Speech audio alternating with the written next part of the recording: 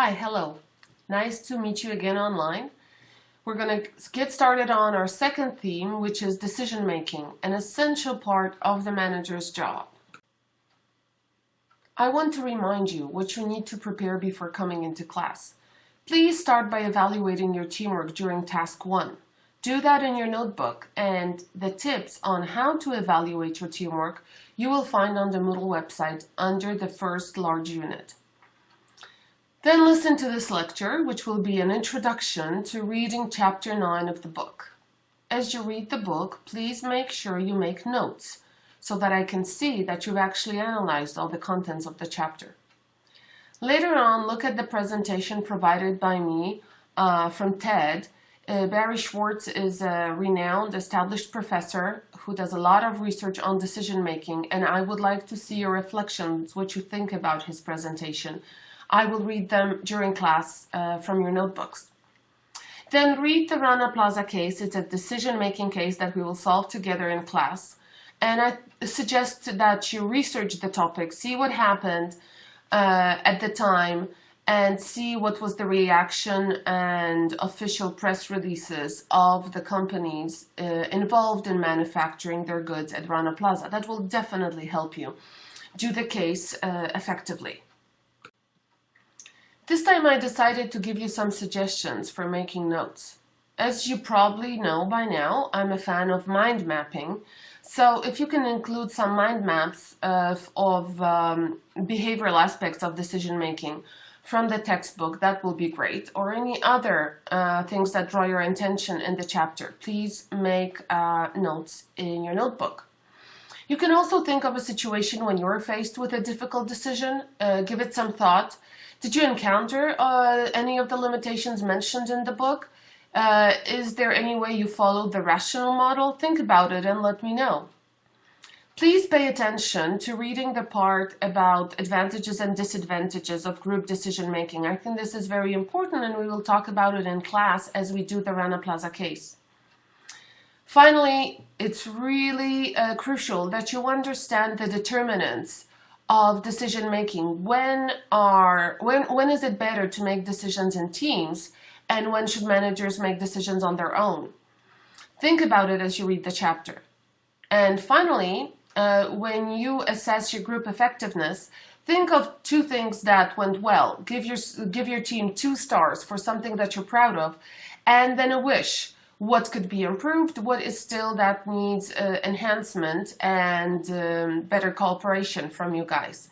So those are just random suggestions for your notes. Okay, so let's get started on this theme. Managerial decisions, something absolutely which is the heart of management. That's what managers do. They mostly make decisions. There's basically 2 types of decisions that are made in each and every organization, and those are depicted for you on page 276 of the book.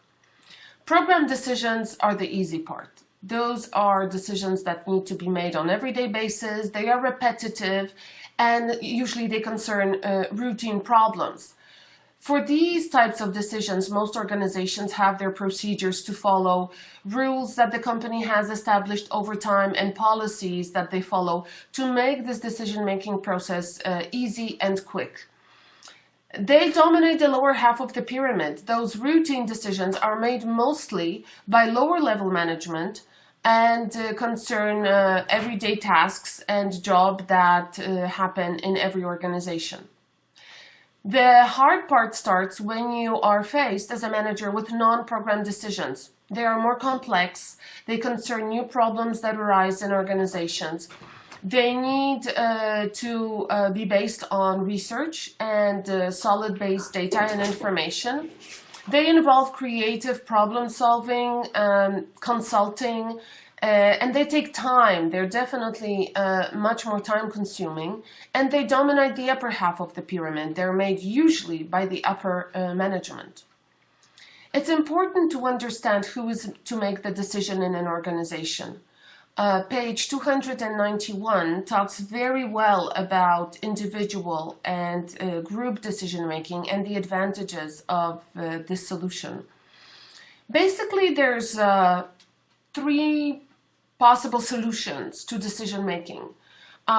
You can have an organization when most decisions are made by the top management team or the owner of a small company, and that usually would be what we would consider to be an authoritative decision-making mode, when the power is concentrated at the top, and the top of the management structure wants to have extensive control over all aspects of decision making in the organization.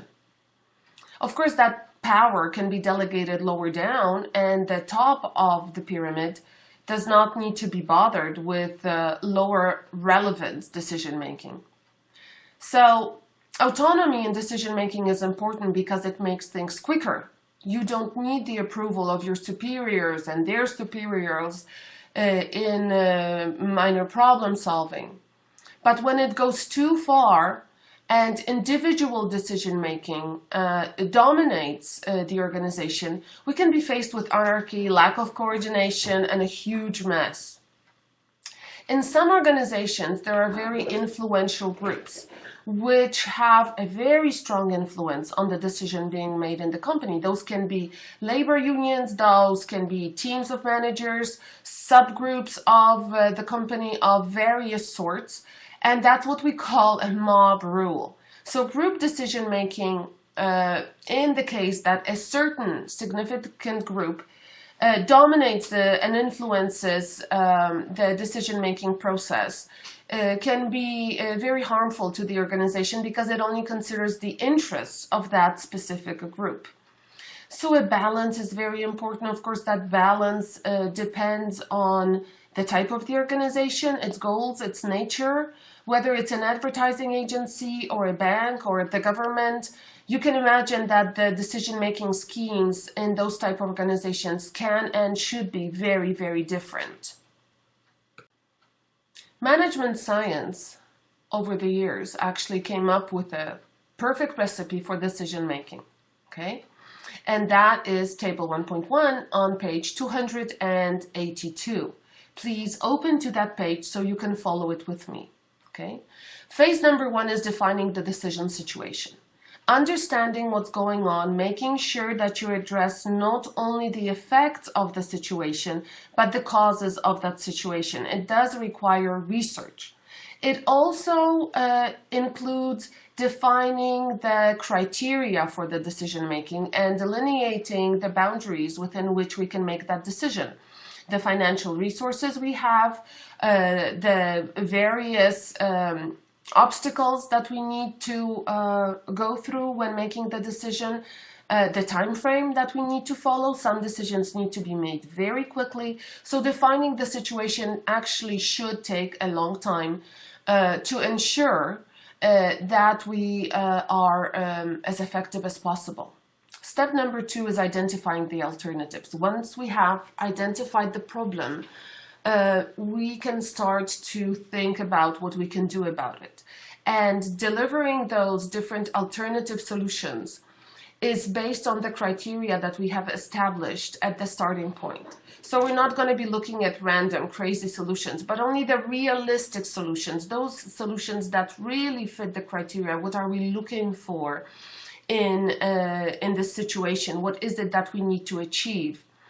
So please remember, when you identify alternatives for your case, they need to address your driving goals.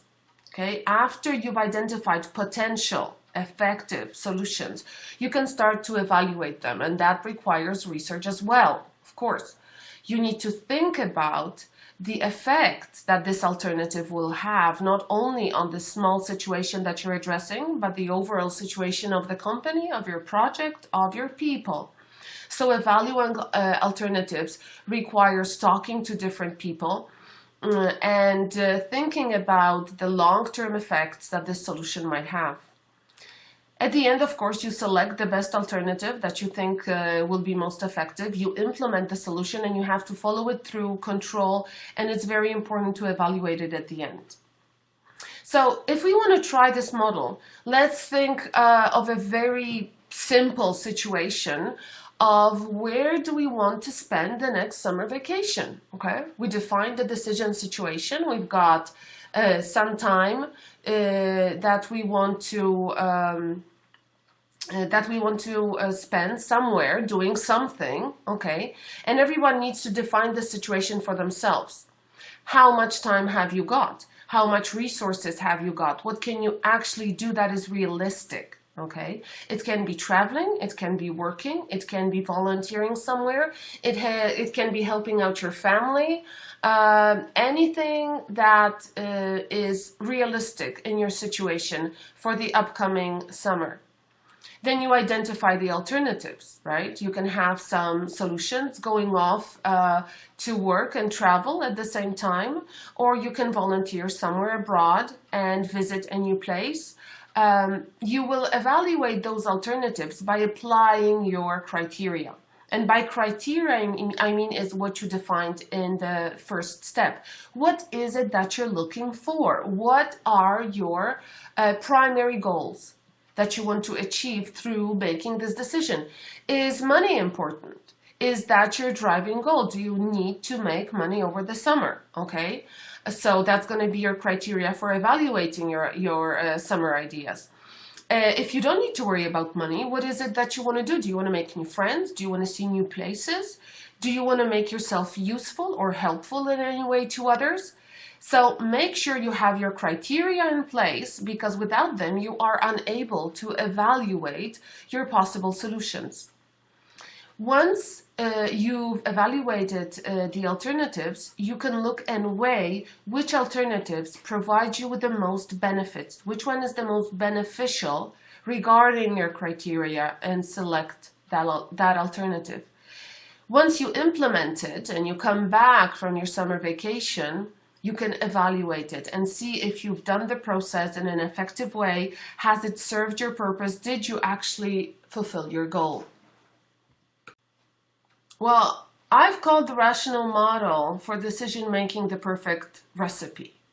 But of course, it is not so perfect. It is far from perfect. I don't even know if it's realistic. Is this the way we actually make decisions, right? Probably we will encounter difficulties right at the very beginning with problem identification, right? Are we able as human beings to define the situation we are faced with the same way in an organization? So sometimes people take symptoms for problems or solutions for problems. Sometimes they have very limited access to information regarding that problem. What is possible? That sometimes is just, a very difficult question to answer, and it requires a lot of time and research to actually identify the problem well. If there's a problem with sales in the organization, what are you going to do? You have to do a lot of research. You have to talk to the people responsible for sales. If sales is dropping, is it a problem with our product? Is it a problem with our distribution? Or are the products faulty? There can be very many possible answers to that question, and we need to find exactly the reason for the problem and address the reason for that problem. Another problem is developing alternatives. We can develop tons of alternatives, right? Think about a situation like this. When you moved to Krakow, you probably had to search for a place to live. So imagine you go to an agency that should help you to rent an apartment with your friends, and you give them your criteria. You want it to be close to the university, you want it to be close to the transportation system, you give them an amount of money you're able to spend, and then you wait for their feedback.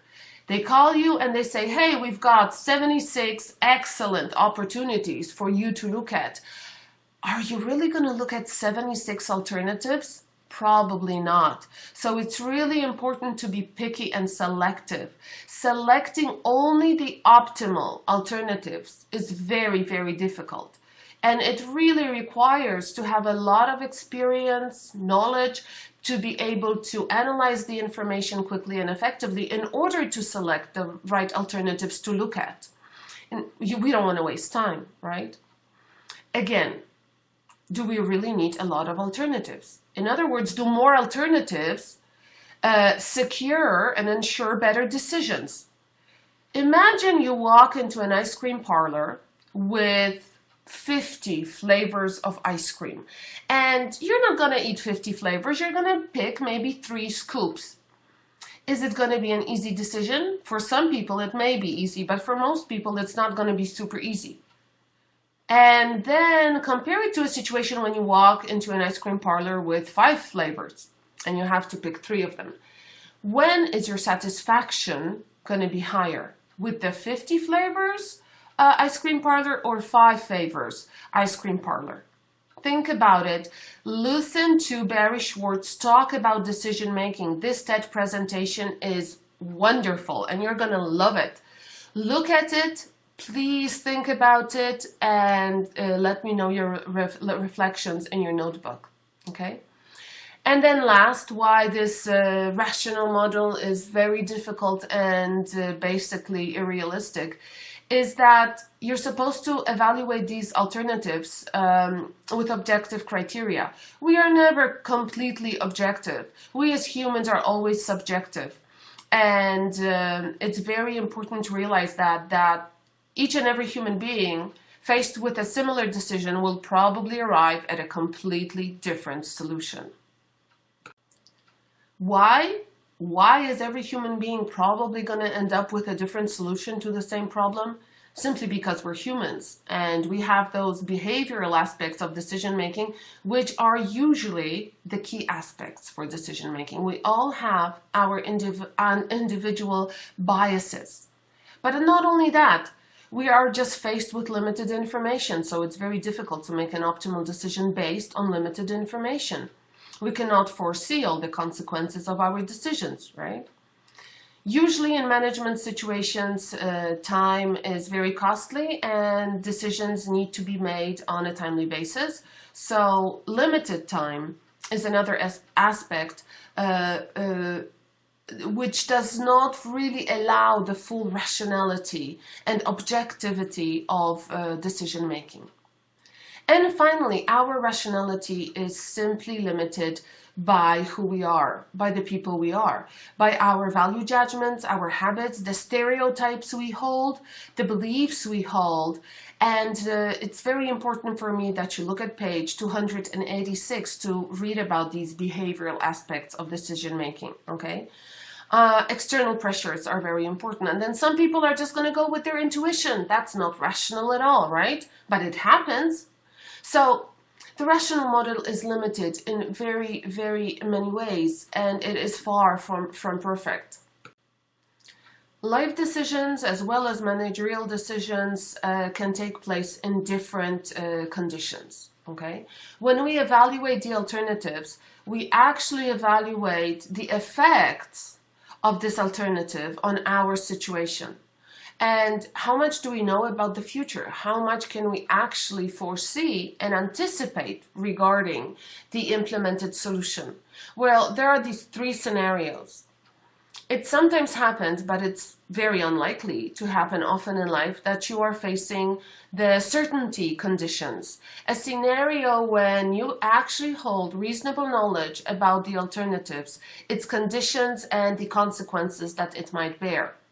An easy example is when you walk into an ice cream parlor that you know very well with 5 flavors, and you know these flavors very well. So, it's an easy choice. It's a certain choice.